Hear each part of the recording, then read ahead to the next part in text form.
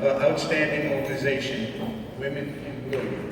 Captain Donna Roman served 29 years in law enforcement in the patrol division of both the Essex County Police and Caldwell Police Departments. Born and raised in Newark, New Jersey, Donna attended Rutgers University in Newark and achieved the Phi Beta Kappa honors in criminal justice studies. She was the first female and minority officer hired by the Caldwell Police Department. As a captain, she was the second in command of the Caldwell Police Department and in charge of the Patrol Division, Operations, the Domestic Violence Victim Services, the Domestic Violence Response Team, and Dispatch Communications. She is now the owner of Blue Force Films, an independent film company in New Jersey. She produced The Ultimate Portrayal, a survivor story that depicts how she survived 3 decades of domestic violence at the hands of her father, a former peace officer.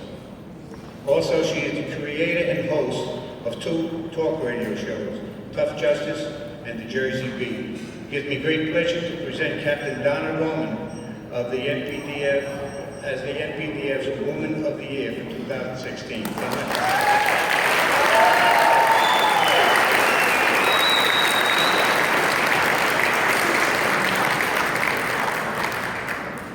Good evening. I'd like to first thank the State Troopers Coalition and the NPDF for this wonderful opportunity tonight, especially Joe, thank you very much. You know you're very close to my heart, thank you.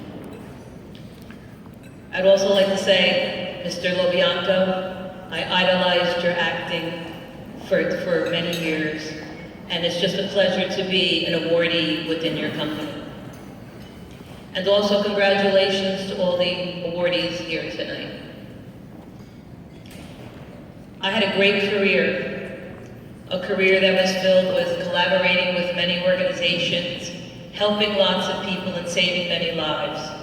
When I entered the field of law enforcement, there were not many women in law enforcement and very few Hispanics. But I didn't look at it as an upward battle, I looked at it as a challenge. And throughout my law enforcement career, when I felt as though myself and other women were not given the right opportunities for advancement, we sought justice and we were rewarded. 3 female officers and myself were responsible for changing the police performance exam under the civil service guidelines because it discriminated disproportionately against women and any other minorities. And because of that lawsuit, in the late 90s, it opened up the gates for other women and all other minorities to enter the law enforcement field without prejudice and bias. So I have been a groundbreaker in many ways, but I kept humble throughout my law enforcement career because my mother told me at a very young age that God has plans for me. And I knew that the road that was being laid out for me wasn't within God's plan. The unfortunate thing in my family, as was mentioned, the domestic violence in my own family at the hands of my father. It became a mission of mine, and it still is today, especially with my organization, Women in Blue, which I founded in the mid-90s, is to advocate for any and all individuals, although we know the propensity is that more women are victimized in domestic violence, and especially children who are victims of child abuse. So since the mid-90s until now, I have been a very vocal advocate with many nonprofit organizations, some on a national level, to make sure that we, all of us, as bystanders, become upstanders, to make sure that we report anything that we see, and as law enforcement officers, that we ask the right questions, the targeted questions, to get to the real core of why children are doing badly in school, why children are unhappy in their environments, and how poverty and sexism and racism all contribute to the culture of domestic violence. So through my advocacy, I've been very proud to make some inroads, not only with the law, but on a national level by producing films that speak to that. That is a very big passion of mine, is the awareness piece about what domestic violence and sexual assault does to the inner core of an individual.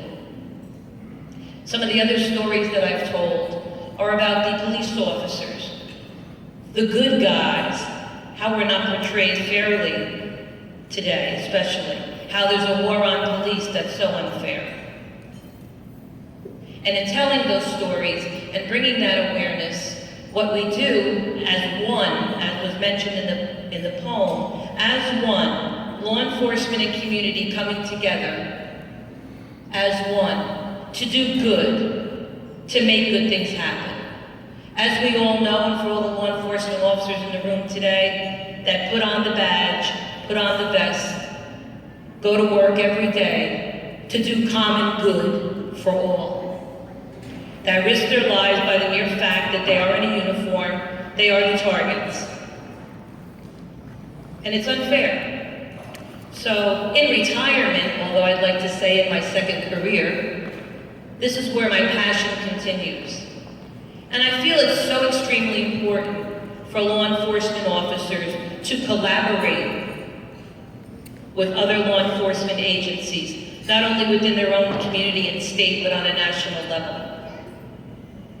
I give myself a lot of credit for being very open-minded.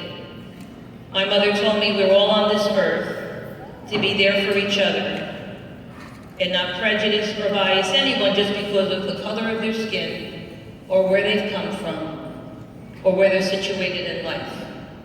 And I'm very proud today to have members of organizations here today, and I know I'm going to embarrass them, but I will. And I'd like them to stand up when I acknowledge their organization, because for me, my family was broken and lost at a very early age. I created my family within my law enforcement colleagues and my good friends that are here tonight. They are my family, my pseudo-family. They're here for me, they stand by me, and they support me. So I would like for the Italian American Police Society that's here tonight to please stand. Also Mother Sharon, William Chavella, thank you always for being a beacon of light and mentor along the way, Morris County. Appreciate you so much.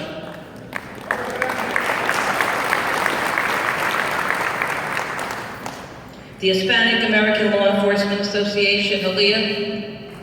My Latino brothers and sisters in Aaliyah. With our President, Zulma Cabrera, and Executive Board members that are here present tonight, also members. The National Organization of Black Women in Law Enforcement, New Jersey Chapter, President Corinne Campbell. Corinne runs a tight ship, great executive board, and she is making things happen in the New Jersey chapter.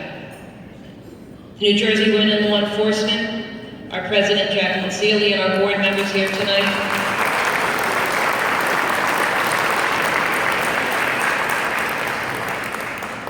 Also New Jersey Honor Legion, my brothers and sisters from the Honor Legion, those in the Honor Legion, please stand.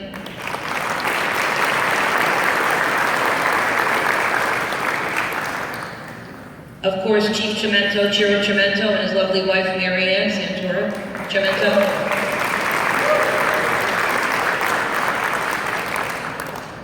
Rich Kramers, officer from Aruba Police Department. All the way from Aruba, you talk about being supportive now. Of course, Dawn Maloney, my bestie for many years, was a sister to me. Of course, my husband, Gerardo Hernandez, who's always in the background but stands for me.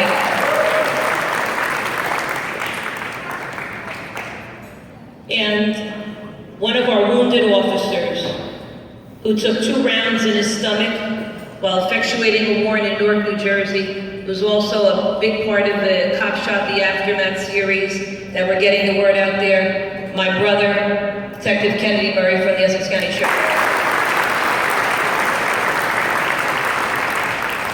I wanted to introduce to you my family. Thank you for your continued service. I thank you for putting your life out there in the way I know that you do. And in the times that we're in, I'm proud to say this: I am an American.